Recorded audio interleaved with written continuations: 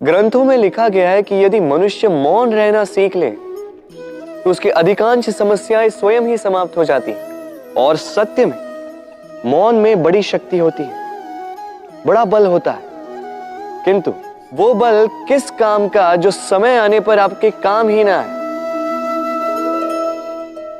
क्या सदा मौन रहना उचित है? नहीं। इतिहास साक्षी है।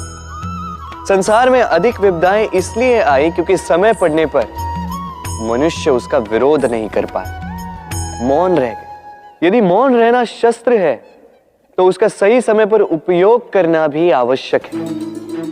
यदि अकारण मौन रहोगे तो बुरे तत्व उसे सहमति समझ लेते, फिर धीरे धीरे वो आपका स्वभाव बन जाता है, आपका अभ्यास हो जाता है, और फिर आपका व्यक्तित्व एक साधारण से पाषाण के भांति बन जाता है।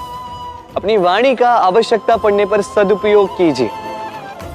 वाणी को कब वश में रखना है और कब मौन नहीं रहना है, इससे भी अधिक महत्वपूर्ण है यह समझना कि उसे कब तोड़ना है। राधे राधे। ग्रंथों में लिखा गया है कि यदि मनुष्य मौन रहना सीख ले तो उसकी अधिकांश समस्याएं स्वयं ही समाप्त हो जाती हैं। और सत्य में मौन में बड़ी शक्ति होती है, बड़ा बल होता है, किंतु वो बल किस काम का जो समय आने पर आपके काम ही ना आए। क्या सदा मौन रहना उचित है? नहीं। इतिहास साक्षी है। संसार में अधिक विपदाएं इसलिए आई क्योंकि समय पड़ने पर मनुष्य उसका विरोध नहीं कर पाया, मौन रह गए। यदि मौन रहना शस्त्र है तो उसका सही समय पर उपयोग करना भी आवश्यक है।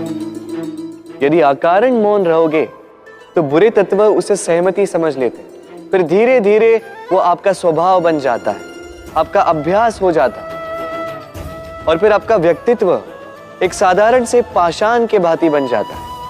अपनी वाणी का आवश्यकता पड़ने पर सदुपयोग कीजिए। वाणी को कब वश में रखना है और कब मौन नहीं रहना है, इससे भी अधिक महत्वपूर्ण है यह समझना कि उसे कब तोड़ना है। राधे राधे।